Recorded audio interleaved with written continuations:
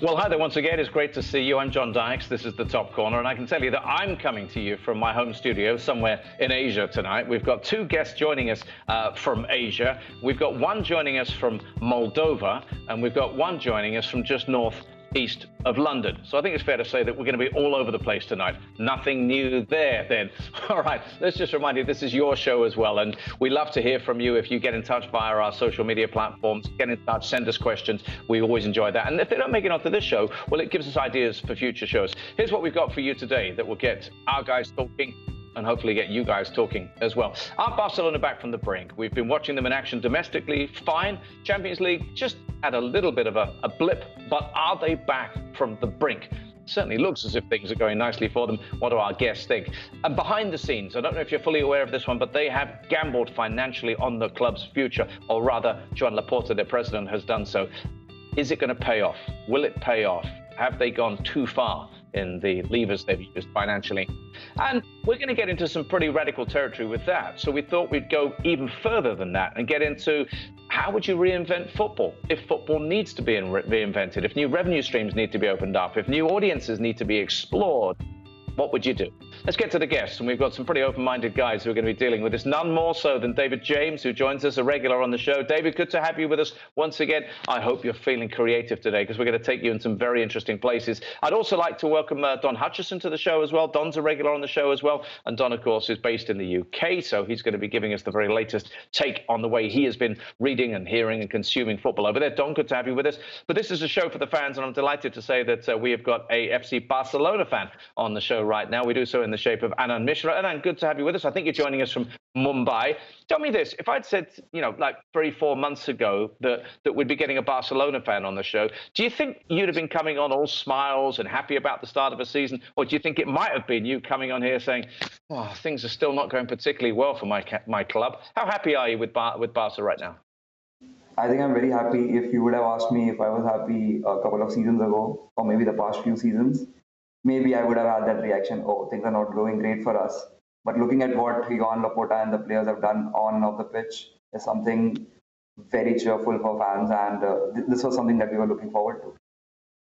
Yeah, absolutely. Let's have a look at their results. Let's have a look at what they've been getting up to. And of course, this was a side that looked as if right on the beginning of the season, on the eve of it, that they might not even be able to play some of their players. But they got there in the end. And after a sluggish start to the season, they got into an absolutely flying groove, scoring 4, 4, 3, 5 and 4. But then, of course, in the second of their Champions League matches in the group stage, they gave a very good account of themselves early on in the game, only to be beaten by Bayern Munich. No great dishonour in that, I'm sure.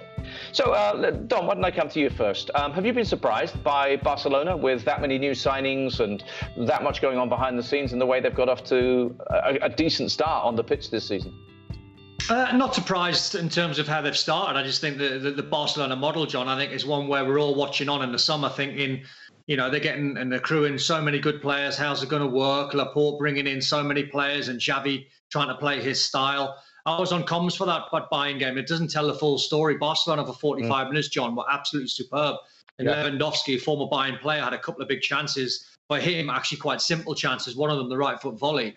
But you can see what Xavi's trying to do. He's bringing young players through. Gavi's a real good player. Pedri in the middle of the park, signing excellent players. So the football side of it seems to be going well. Yeah, look, there we go. There's bearing the point that you were making out there. Yeah, first half, look at that, 10 attempts, 2 of them on target. As you said, they will probably feel that they should have scored at least once in that half of football. If we take a look at the second half, a wonderful delivery from a corner and then a goal that was really expertly taken in the end by one of the many, many high-quality Bayern Munich players that they have. And that was the way that game played out. David, have you been keeping an eye on Barcelona? Because, they've been rocking. The stadium's been rocking. There are so many talented players doing amazing things on the pitch. I've loved watching Barcelona over the last few weeks. Have you? Yeah, namaste, John. Namaste, everybody. Yeah, I've got to say, I mean, just quickly referring to that Bayern Munich game, as you said, first half, I was doing the show and thought that Barcelona would win it. I mean, this is a great team. And what Xavi's done, John, I think has got, hopefully Don will back me up on this, he's got a lot of players that had a few question marks over their ability. And a lot of question marks over whether or not they were the right player for Barcelona. And he's got them playing, John. And as you say, everyone's behind them at the moment. Forget the blip. This is a side, I think, who are going to cause a lot of trouble in Europe this year, if not a lot of trouble in La Liga. Well, Don, just jump in on this one. Are you surprised at the way that, I mean, I like a lot of the signings, but it's never that easy to bed players in straight off the bat. Have you been surprised by that?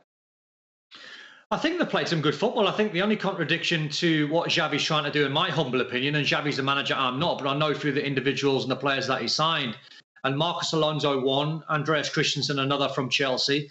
And in my opinion, Marcos Alonso is not an orthodox left back. He's a left wing back when he's at his best. I think Andreas Christensen is best in a 3. So he went with a 4, and the result tells you it didn't work, i.e. the performance tells you something different. So I think there's some things, and Eric Garcia was on the bench, he was a footballing centre-back as well. So I look at Barcelona's midfield, I look at the quality that they've got. Dembele's back to his best, and you have to credit Xavi for that. You know, he's playing brilliant. Rafinha was a very good signing, and obviously Lewandowski through the middle, and that's before you even get into the guys that were on the bench, like Frankie de Jong and Memphis Depay, etc., etc. I'm not convinced on Barca's back line just yet. All right, Anna, I want to talk about signings. You know, Don's just reeled off a list of names, and if I were a supporter of a football club and my club possessed those players, I'd be pretty excited about it. Have you been excited, happy, surprised, whatever, by the business that was done and the stature of some of the players that are now playing for FCB? I think it was about time for the club to realize that we need players who can, step up, because we have been playing with our reserve players and academy players since last 2 seasons now. And to have that overall in the squad in terms of creating a team that can actually compete in La Liga, that can actually compete in Champions League, I think I'm pretty much happy with the signings that we have made. You see the list, every player, they have proven themselves in some of the other leagues. Players on an individual level, as a team, I think even as a team, they're gelling really well. Individual efforts, great. So more or less, if I have to sum it up, I think I'll speak on the behalf of Barca fans. I'll say all of us are happy. I've been talking to other Barca fans as well, and we are damn happy about it.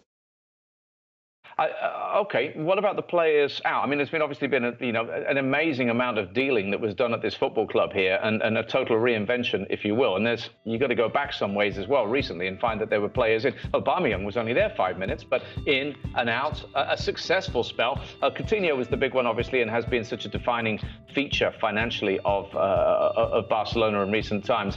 Don, when you saw what was going on, wholesale change like this, could you see a clear-cut strategy in place? Because I just looked at the players in isolation who came in, and I thought individually they all have a lot about them.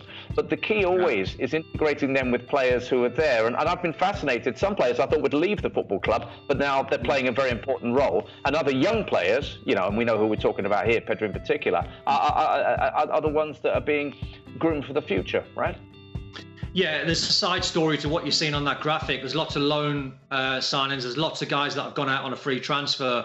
That then leads into the economic chat of what Barca need to do, and that's get a lot of people off the wage books. They need to try and free up some money. So you understand exactly what they're trying to do. When I look at what Xavi and Laporta are doing on the pitch in terms of players brought in and allowing players to leave, I think it's healthy. I think it makes sense.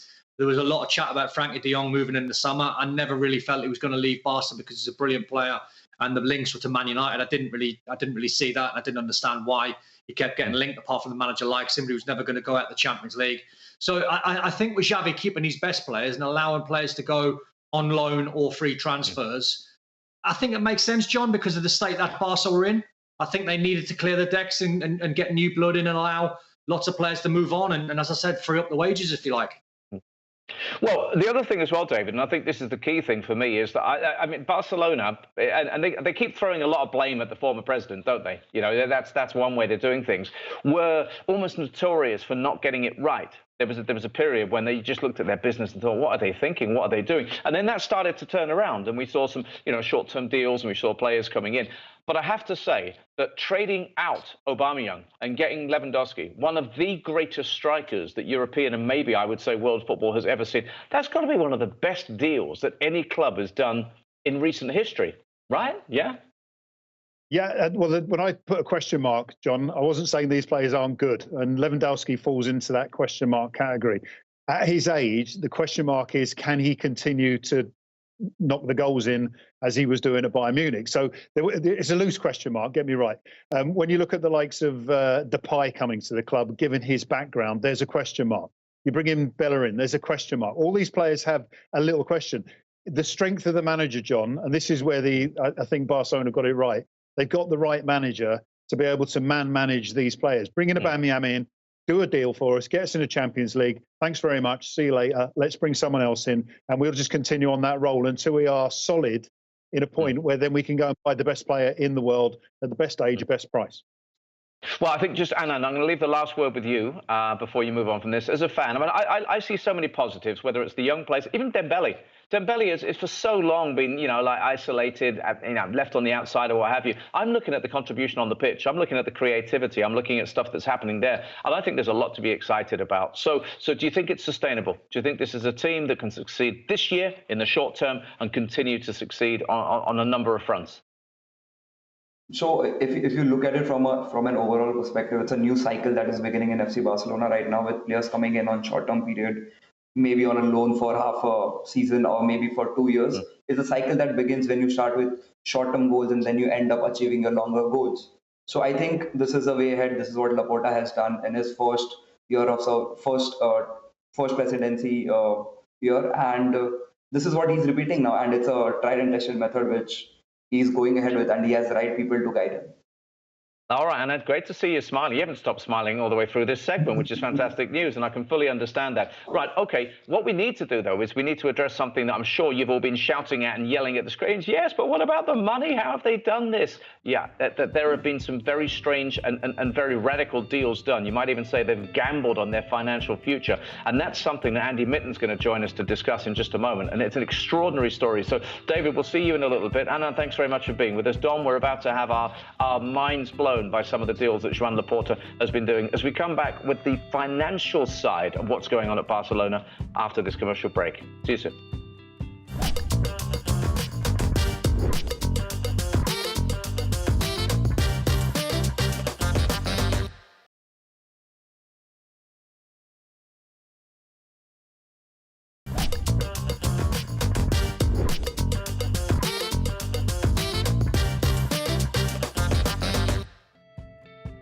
Welcome back to the Top Corner. Now, we've been talking about FC Barcelona and talking about the fact that, by and large, what they've been doing on the pitch this season, with a defeat to Bayern Munich, no great shame in that, has been very, very healthy and maybe slightly surprising to some people. However, now for the fun stuff. We're going to talk about what's been going on behind the scenes, the incredible gamble that's been taken to try and secure the future of this football club. So here we go, gambling on the future, the way to move forward. Joan Laporta, the president of the football club, has done some remarkable things, and we're going to get some insights into that. We've got Don Hutchison still with us, but we're also going to welcome Andy Mitten, who is a man who's been to, if I'm not mistaken, every home game so far this season for Barcelona. Is that right? I know you're in Moldova right now, which I find fascinating and wonderful, but obviously you spend a lot of time in Spain, and is that right? You see a lot of Barca?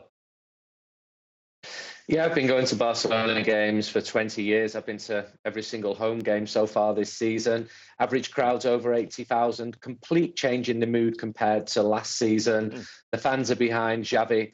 Robert Lewandowski has been a big success on the pitch. So as you said, that defeat to Bayern Munich was a blow, but Barcelona are in a far, far better place. You can feel it inside the stadium. They feel they've got the club back. And not just the men's team, the women's team have had two crowds this year of over 90,000. The figures are incredible. As are the financials, as I'm sure we're going to discuss. Well, you're right. The figures are incredible. And the figures we're going to talk about are the extraordinary levers, that's the word that Joan Laporta uses, that he's put into place to try and get some money into the football club now. These are extraordinary things. Effectively, they've been mortgaging against future revenues and in various ways. So what they've done is this was a club that had no shirt sponsor in the 21st century. They've sold stadium naming rights. They've got a sponsorship deal in with Spotify. But this is where it gets fascinating. They've sold a huge percentage, as you can see there. Look at that number of Barca's licensing and merchandising company, which is called BLM, for around 300 million. So 50% of that sold. Then to the future. So 24.5% of Barca Studios has gone to socios. 25% of the La Liga TV rights for the next 25 years to a company called 6th Street, which they went to a couple of times for a combined 567 million euros. It doesn't end there, because once Joan Laporta got going, there was no stopping him. He then sold a further 24.5% of the Barca studios to GDA Luma Investment Fund for about 100 million euros, and then sold 24.5% of their stake in their audio-visual studio to a production company called Orpheus Media for 100 million euros. So effectively, what you're talking about there is bread today, possibly hungry tomorrow. But it's a decision that's been taken that is amazing. Now, Don, I know you're gobsmacked already by all this. Were you aware, Don, of the extent of what has gone on behind the scenes at a club that last season had a salary limit, which of course the La Liga clubs were given because of the financial strictures they operate under? They were actually told they were minus 155 million, i.e. that they had to earn money, they couldn't spend money. So were you aware of what has happened to make the investment possible in these players that we've just been talking about? Well, I've been obviously following the story because I think, like everyone around the world who's not privy to those sort of numbers and how the deals were getting done, it was like, wow, how they're still making signings. It was like they were going out and buying the best players in the world, and a lot of them. And you're sitting back with financial fair play in the back of your brain, which is, a minefield as it is. And you think, well, how Barca are getting this done? So you look at some of the numbers there. I mean, my rough calculations, John and Andy, looks about £1 billion brought in. So it looks incredible business. I don't know if it's a gamble or not. Once I start seeing 25 years and big figures like the 567 millions, etc., I worry a little bit for where the club might be if this fails, obviously. But from a football point of view, I'm looking at Laporta, I'm looking at the economics and everything that's being done at boardroom level. And you have to sort of trust them, unless I'm being naive. Okay, Andy. Well, you spoke about the atmosphere being great. You spoke very positively about the feel of the club being good. But, are all of the fans buying into this? I know famously, with Jordi Cruyff in there as the sporting director, there is that link to the man whose presence still dominates so much about Joan Laporta's thinking and about Barcelona. His father, Johan Cruyff, who famously said, money on the pitch, not in the bank. Now, great, they've spent money to get talent out on the pitch, but at what cost? Is there no concern, or are the fans buying into this, literally? There is concern, but Barcelona were in a desperate position. I've known Jordi Cruyff since 1996 when he joined Manchester United. I've been interviewing Xavi Hernandez since 2001. The fans are buying into Xavi and Jordi. You've got a very good relationship. I think they've recruited well. People like Aubameyang in January was a success for them. They've had to be ruthless. The way that they've done it is one that they felt needs must. Barcelona will admit that they got things wrong last year. They will admit the way they handled Messi's exit was messy. A lot of the blame is put on the former president. And this is a problem with the president model. Presidents get voted in by making huge promises that they struggle to keep.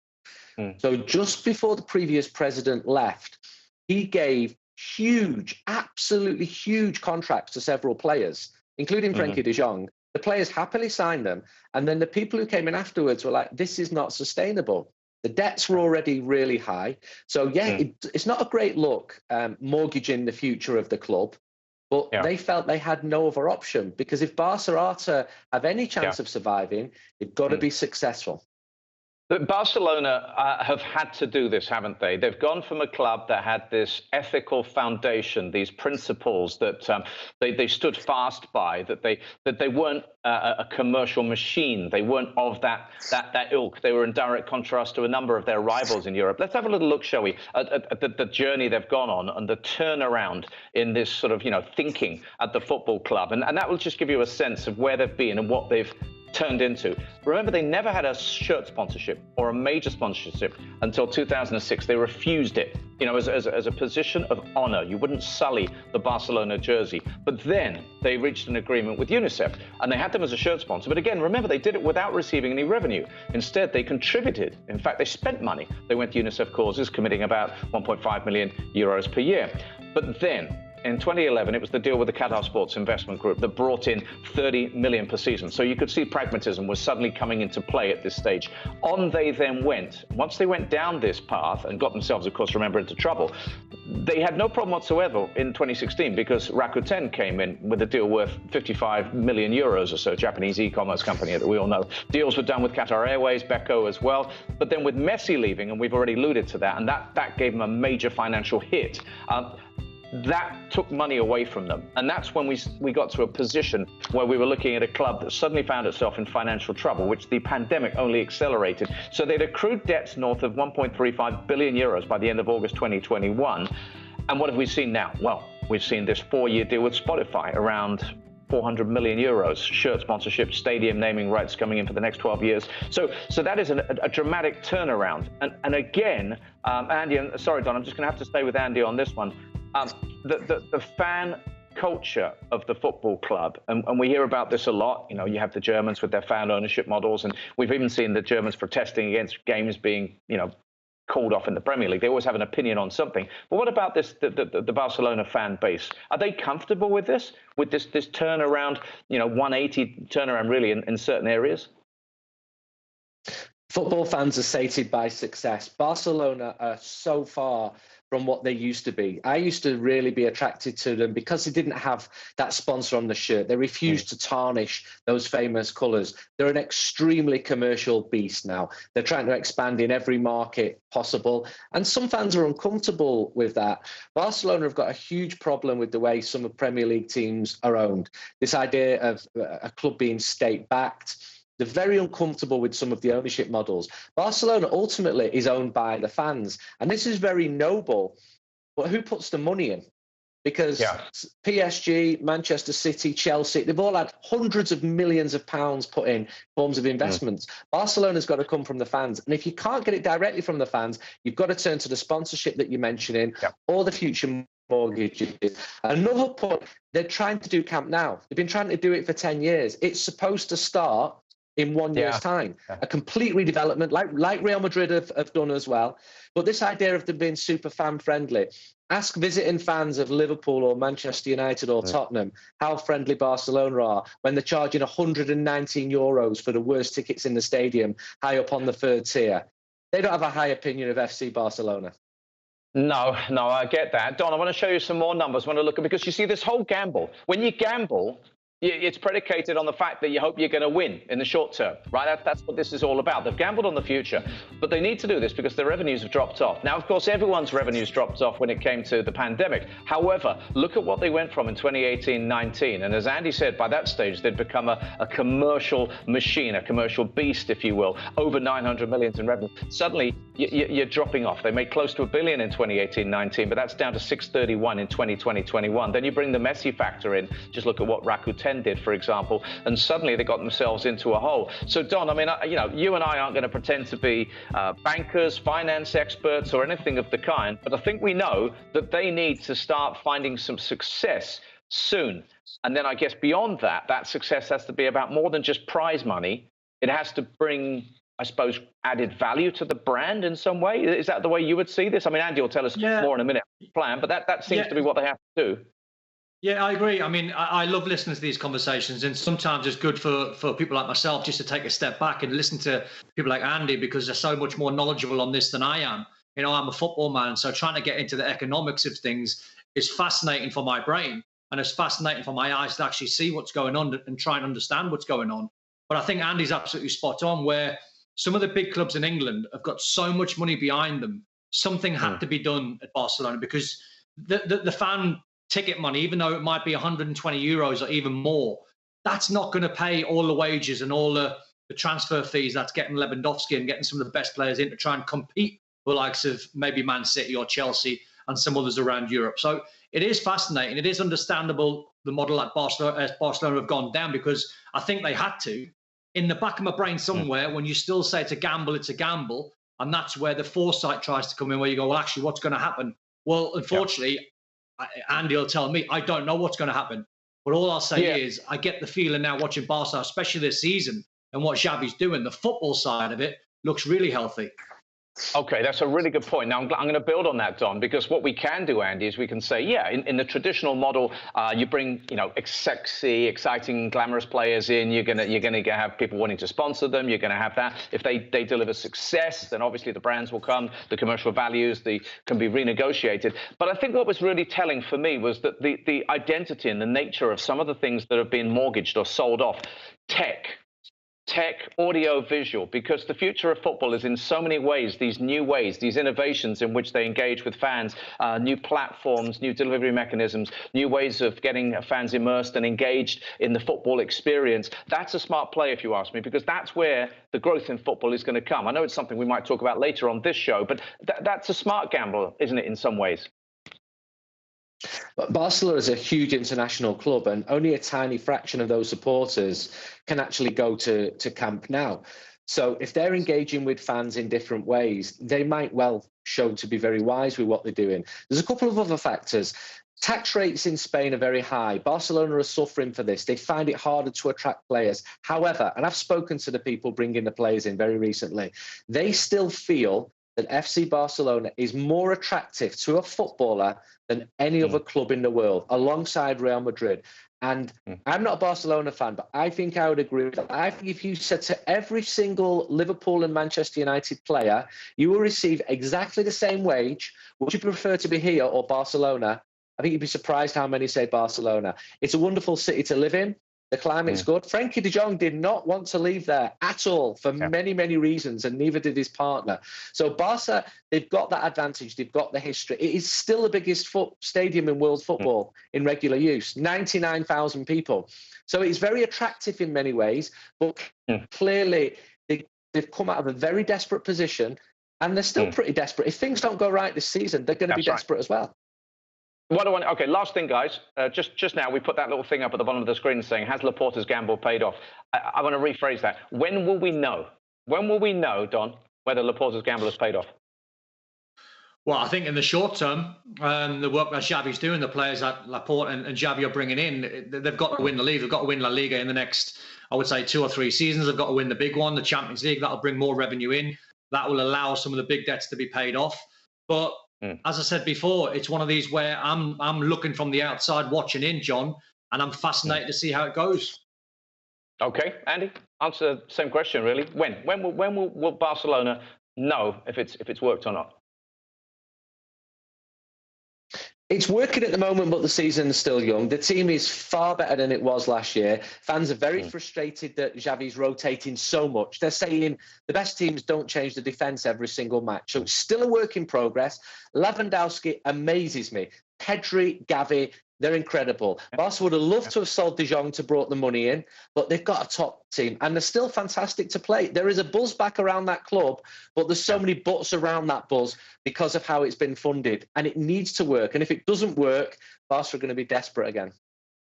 Wow, I mean, it's a gamble. There's no other way of describing it. And as with all of these gambles, it's perilous, it's thrilling, and we can't wait to see what happens. Right, okay, time for us to turn our attention to the broader world of football right now. We've actually touched on a few things there that are going to point us towards broader developments in football, the nature of the game. We've seen how Barcelona have taken drastic steps to reinvent what they do as a commercial entity as well as a football club. What can football broadly do to take itself forward, to guarantee its future, to open up new revenue streams? Yep, that's where we're going to go next.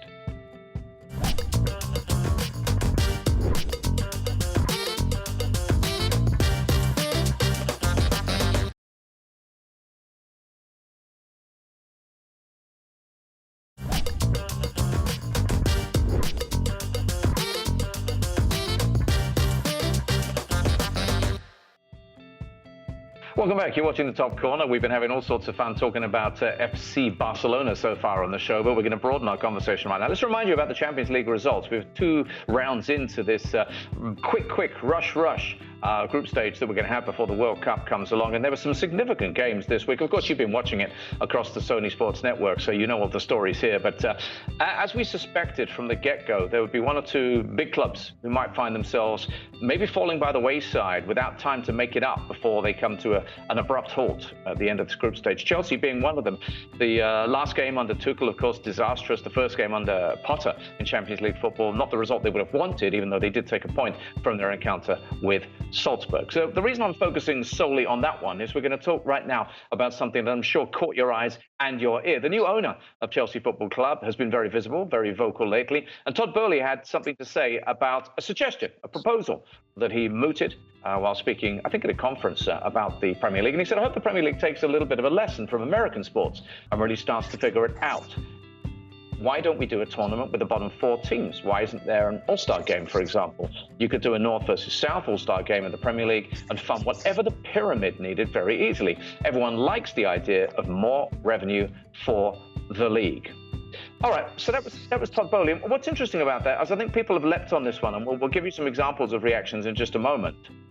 But you have to look at the context, because he did specifically say, right, we did the MLS All-Star game, and it happened on, I think he said, a Tuesday and a Monday, or a Monday and a Tuesday, and we got 200 million, and that's not bad for a Tuesday and a Monday. So what he was trying to do was he's trying to say there are ways in which we can raise money, because he was referring that specifically to football's pyramid, and he was addressing the issue that he has decided he's heard a lot about, which is, you know, getting money into the game, not just revenue for the club owners, of which he is one. But Andy Mitten and Don Hutchison, you know English football inside out. Just tell me before we delve too deeply into this, Andy, what's your initial reaction to Todd Boehly deciding that he wants to start floating ideas out there like that? My first reaction when I thought this North v South game was which Manchester United, Liverpool and Manchester City players would get into that team. I was caught by it, I've got to admit. Which Chelsea, Arsenal and Spurs players would get in there. And then I remember being in Australia a couple of months, and there was a rugby game, State of the Union, between the different states. And I thought, I'm a little bit intrigued by this left field idea.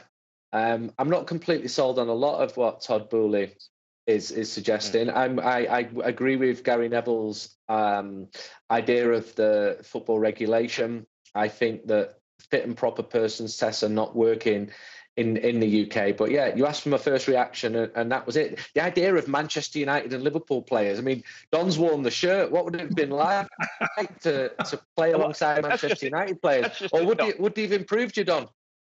No, I wouldn't have played. Yeah. I'd have had a mystery back injury. Oh, my back's a bit sore. Can't play. No, I love the fact that you guys, you football guys, you've jumped straight onto that. You know, you I don't know what your political affiliation is, and I'm not going to bring it out in the open here. But other people react differently, and of course, most people in most things in life react based on their circumstances. You know, and we're going to get into Jurgen Klopp. Now, if you're a manager, and we've heard Jurgen Klopp and Pep Guardiola doing this time and time again, their primary concern, as it should be, as employees of a football club who instruct them to get the best out of the team and get results, is trying to minimize the things that could harm their ability to do that. So we can hear Jurgen Klopp's reaction, and he went straight away down the route of fixture congestion. This is what he had to say when he was confronted with these Boehly comments in a press conference. When he finds a date for that, he can call me. When he wants to call us, he forgets that in the big sports in America, these players have 4-month breaks, so they're quite happy that they can do a little bit of sport in these breaks. It's completely different in football. Yeah, what can I say?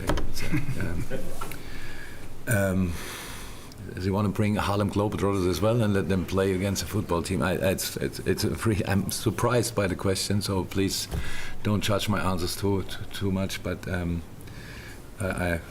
maybe you can explain it to me at one point and find a proper date.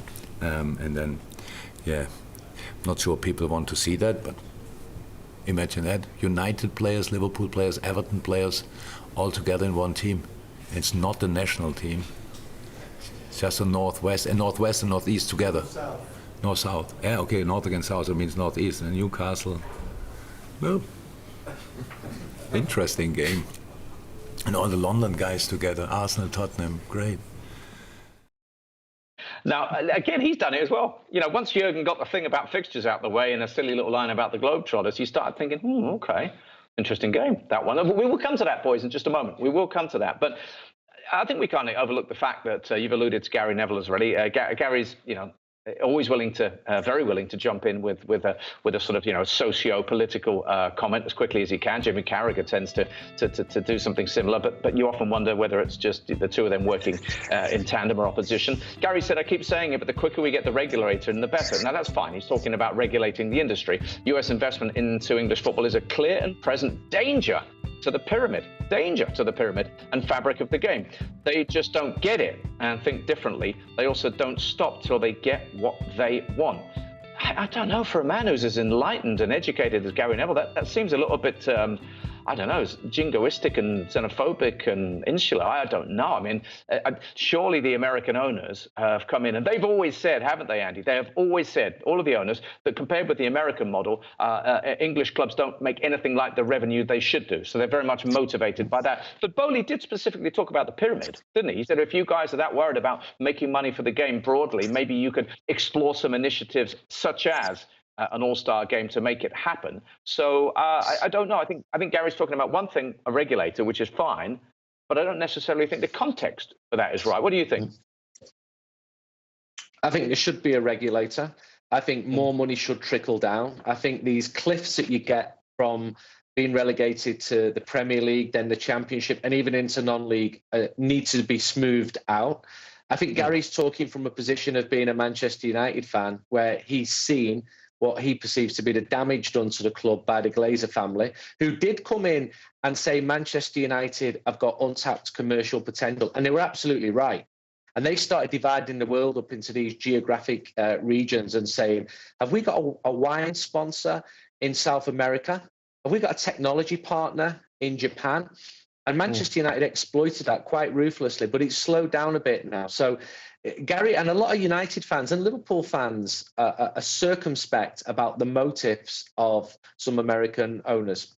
Yeah. Okay. Yeah. Now I fully understand that. But weren't we just talking about a club in Spain, one of the most famous clubs in the whole world, who decided they had to take some fairly radical steps to try and improve revenue for themselves? And I'll tell you this today. I was working at a conference with the Bundesliga International, and they spoke about the fact that they're exploring all sorts of ways of listening to what the fans want, what fans around the world and also domestically in Germany enjoy, their consumption trends. They're always thinking about how can we reinvent football. And the interesting thing to me about this, Don, is that as you know, I worked as part of the Premier League broadcast for many years. We used to listen to Richard Scudamore, the former executive chairman, and every season he would give a speech at the start of the season. And I remember one year he was asked by somebody who had a kind of an agenda against the Premier League, who do you fear? And it was a leading question. Do you fear the Bundesliga? Do you fear La Liga for their wonderful football and their success in the Champions League? And he turned around and he said, I don't fear anything. He said, the thing I fear the most is if young people out there around the world lose interest in football as it currently exists, with 22 boys or girls, men or women, playing 90 minutes in the parameters that they play within. That's fascinating to me, and that I think is where the Bundesliga are right now. They're looking at, do people still consume football the same way? But what we're doing, Don, is we're saying, well, inside the game as we know it, how can we tweak it? You've got the Super Cups being taken overseas by the Italians or Spanish. We've talked about the 39th game in England for so very, very long. Do you think that without changing the very essence of football, there are still ways, as Bowley is suggesting, of just bringing something new in that might bring some revenue? Because he said, MLS brought in $200 million, and I'm sure the Premier League would bring in massively more than that if they put together some kind of a showpiece occasion. Yeah, I didn't agree with Gary Neville's tweet, the end of the tweet, when he was saying about they just don't get it and they don't stop till they get what they want. I thought that was and I think it's probably the British way, John. I think we're very insular about the foreigner, if you like, having an opinion on the English game, especially when you've been here for 5 minutes. But I think you've got to have the conversation. I think you've got to listen to what Todd Bowley's saying and sit them down and say, okay, well, what are your motives? You've got to be transparent. If his motives are to make Chelsea a couple of £100 million, then you go, hang on a minute, that's not why you'd want to play an all-star game. If the motives are to help the teams in the pyramid, as he suggested, then have the conversation. If it's a massive lump sum to charity and he's donating or the revenue that brings the ticket sales and the sponsorship sales and TV revenue in, and it's a one-off game and it's, whatever the number is, £250 million, and the whole lot goes to charity, then why not? You know, players, I can speak for players, and players will be thinking, before we get onto Jurgen Klopp, I'll go back to what Jurgen Klopp said to totally understand his point as well. Players, the egotistical players, and we've all got them, every single player's got an ego. If you say to a player in the Northwest, Northeast, you're going to be part of an all-star game and you are selected, you'd be like, like I'm having that. I'm going to play in that because it's good. You know, it's exciting. It's different. Going back to what Jurgen Klopp was saying, is you try and ask Jurgen Klopp after 1 million games they played last season and played every minute of every competition, where on earth do you fit this in? So I think it's a conversation that you've got to have. You can't just say because Todd Bowley's American and he's chucked an opinion in on the Premier League, then you've just got to bat it away and go, no, that's no good. You know, he's got no interest whatsoever. Have the conversation, listen to what he's got to say. Yeah, very good, Don. Very good. Let's have fun with this now, shall we? I mean, in terms of, I think we agree that it would be lovely to listen to ideas, not necessarily shoot them down, but by the same token, you do want to make sure that people are doing things for the right reasons for the game in a country that they've come into. So I understand both camps there, but I love the fact that we can talk about this game. Come on. Let's theoretically pitch these two teams against each other. We'll start off with the North. And remember, the fascinating thing, as Jurgen works out very quickly, is that you bring in the Northeast and the Northwest of the country, which is why you might look at Kieran Trippier, for example, there. Now, listen, we've just thrown a potential team up here, but the thought of, you know, an informed Van Dijk and Ruben Diaz with Cancelo in that defence, and wow, and then you've got Salah, Haaland, and we've stuck Ronaldo in there, because let's face it, imagine the saleability of this, Andy, overseas, because that's your part of the country, the North. I'm going to put you in charge of this team. Talk to me about what would be exciting to you about a North 11.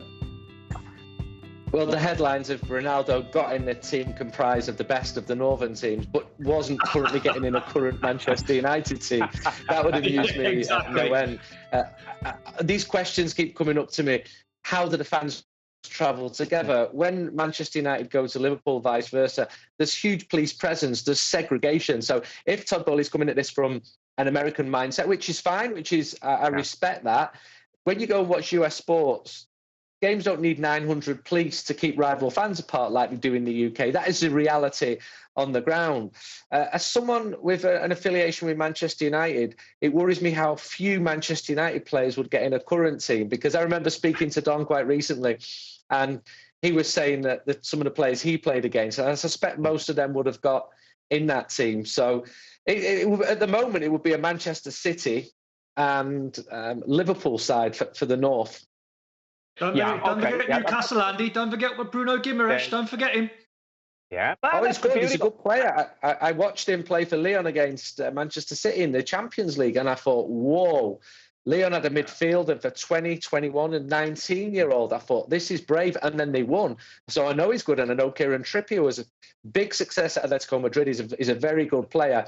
I can't speak with that much enthusiasm about the Manchester United players, but let's just see how it goes under Erik ten Hag. Look, we're having the conversation, aren't we? We're picking teams, we're picking players. Don, he's in Moldova. I'm out here in Asia. You're in your home, which is in the north, well, which is northeast of London. So you get the south, okay, Gaffer? You've got the south. Let's put your 11 up here.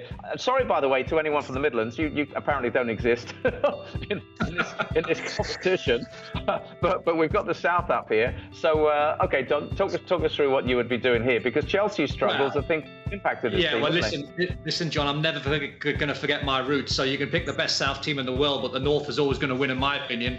So I'd be completely biased trying to pick a South team just because I live down here. But the competition would be high. I mean, can you imagine these guys getting picked for a game? Obviously, you'd need a squad, but can you imagine the sort of the little tick on the ego, if you like, if you think if someone's voted you in? That, again, I mean, how do you get the managers to pick it? I've got no idea.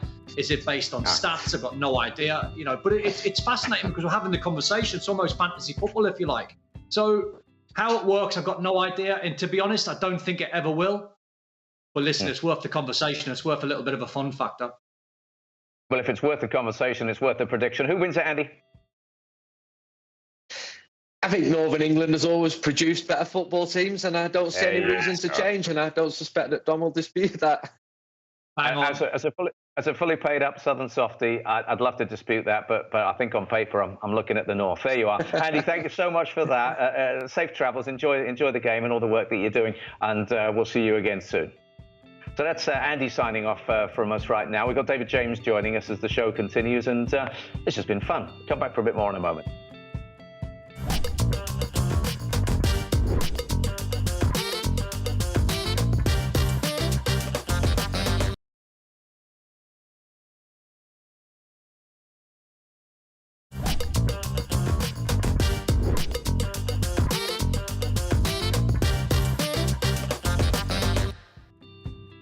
Welcome back to the Top Corner, and I'd like to welcome back to the Top Corner David James, who was with us earlier on, of course, and now he's back with Don Hutchison, who's still with us, as we're going to build on what we were talking about in the last part of the show. JMO, the show's taken a really interesting and fairly radical twist since you were last with us. We've been talking about all sorts of ways of Barcelona reinventing themselves, but also football reinventing itself, looking to new markets, changing the game, all sorts of good stuff. So be ready, be open-minded. We're going to have some fun in this part here. The latest suggestions, and remember, we've just spoken in the last part about how you reinvent the actual game, have come from the chairman of Juventus, Andrea Agnelli. Remember him from a Super League time and all that. Well, this is a guy who came up with some suggestions about how they might change the game. Now, this is a pretty random one to me, given the way that football works, i.e., it doesn't all happen in the last 15 minutes of a game, but he said we would imagine a subscription for only the last 15 minutes of a specific game. The attention span of today's kids and tomorrow's spenders is completely different to the one I had when I was their age. If you take golf, it's interesting. If it's interesting at all, it's only the last 6 holes on the final day. You're not going to watch the whole thing on the TV unless you're a hardcore fan. Now, we can laugh at this because we know that sometimes the last 15 minutes of football can be the most boring thing you ever see because the game's already decided. But actually, I know where he's coming from. His point was about the attention span. I know, David, I know people who don't watch 90-minute games anymore and who proudly tell me that they only get all their football from highlights, clips, from social media, from fantasy gaming, from whatever it may be. So I can understand that, but you can't start messing around like that, can you, with a 90-minute game and sell segments of it? Well, I could hear Don laughing there. So, yeah, I mean, let's be right, John. We're on an Indian channel in Asia. You're in Asia. Currently, I'm in Asia. And the football fans out here in Asia that never go to England, have never been to their team's home ground, but love the game. Why not change it? Because the audience is different to what it was 20 years ago, let alone 100 years ago. So, any idea, I think, if it's semi-plausible, needs to be at least debated. The rules that we have at the moment are archaic in one sense, but that is the beauty of the game. It's not to say that another format of the game couldn't be as appealing to today's audience. Yeah, okay, I love that. And I knew you would bring the open-minded, why not try it approach to things, David. Don't ever go changing. Don, what I'm going to do is I'm going to go back to this thing about the archaic game.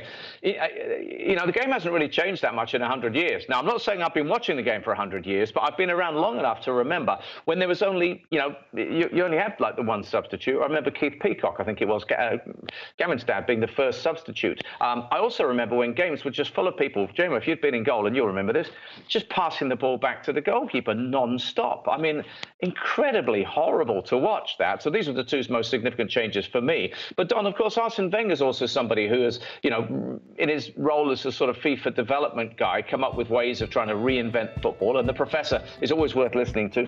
He proposed, and you'll remember that we spoke about this, everyone did, a biennial World Cup in even years. He spoke about confederational tournaments, which would include the European Championship in odd years. So you always have a major tournament every single summer or whenever it might be played. Either one in October or 2 October and March mid-season international breaks for a month in total when qualifying for the major tournaments would take place. Talking about groups of 4 countries with a playoff for a maximum of 7 matches, i.e. controlling the number of fixtures, but then also guaranteed rest periods for players once tournaments are over. And of course, he provoked an awful lot of angry reaction from clubs because his proposals very much offended club owners and particularly managers who just felt that their players were not going to be available for the competitions that they wanted to play and to make money for their football clubs.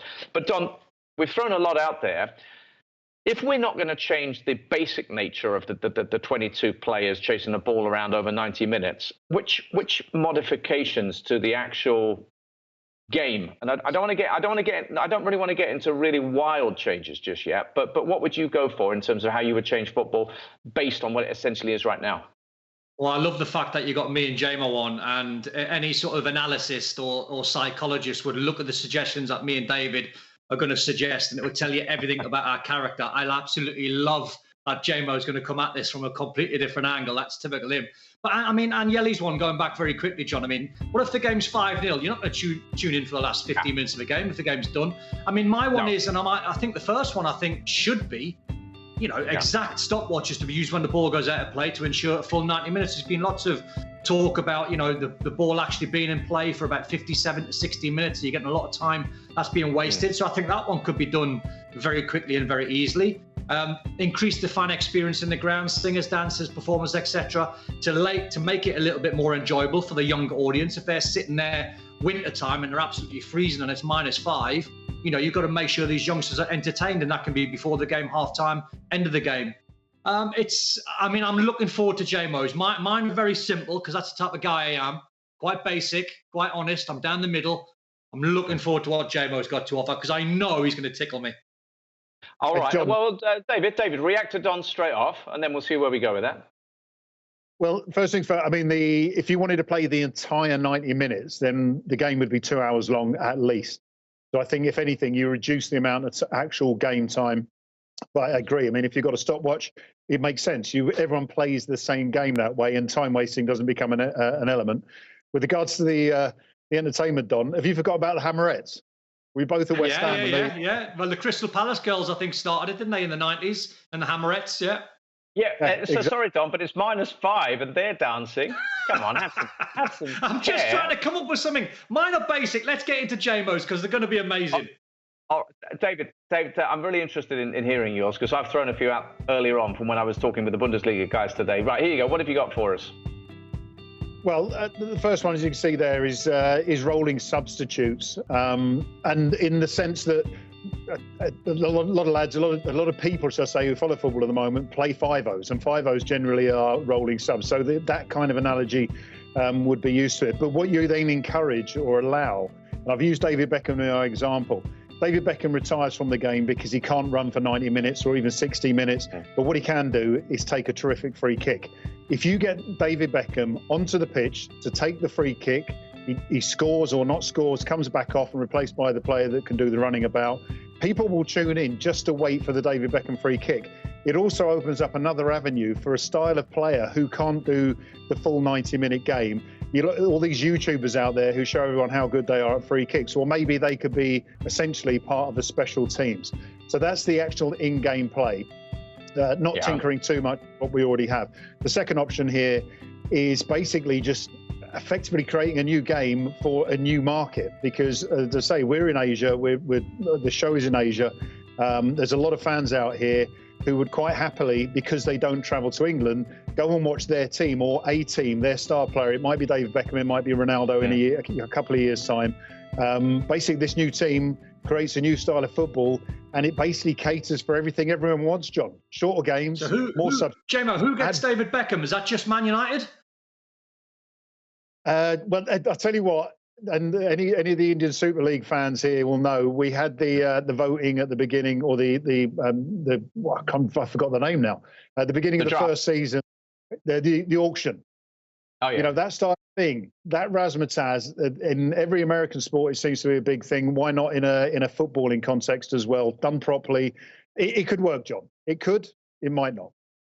Don't let Gary Neville hear this, JMO, whatever you do. But now listen, we're here. We're in the spirit of open-minded exploration of what football can be. And I think that is a fantastic way to be. Right, okay. Do you worry, I mean, just last thing before we have to wrap things up here, do you worry that football will no longer appeal, David, to consumers, whether they be in Asia, of what age they may be, in 5, 10, 15 years' time, and that it has to structurally change? Or do you think it just needs a tweak, and that maybe the media surrounding it, i.e. the way we consume it, is what needs to change, and the way we allow fans to be involved in it, perhaps by cameras on the pitch, by immersive technology or what have you? Is that, I mean, that's where I'm coming at it. Don't change the game too much, just change the way we engage with the game. Well, let's put it this way, and if I do this as quick as I can, I was with Liverpool fans last night chatting about this very similar subject. Three areas that you look at: the rules of a game, the participants in the game, and the observers of the game. At the moment, we've got 100-year-old rules with a couple of changes. The actual participants change year on year, the very nature of human being, but the fans changing as well. So really, John, football will always survive in some format. What we have to understand is, what do the second part and the third part really need in this? The second part will adjust to whatever the first part is. The third part, i.e. the fans, the observers, I think they're the ones who will call the shots. Am I worried? No, John, because if the audience wants something different, we'll give them something different. Brilliant stuff. I couldn't think of a better way to finish a show than that. Don, you've heard an awful lot of stuff today, and you've also contributed some brilliant stuff as well. Fantastic having you here. David, having you here was also wonderful, as ever. And I think we've given the audience plenty to think about tonight. This has been The Top Corner. We'll be back next week with more. Until then, stay safe, and we'll see you soon.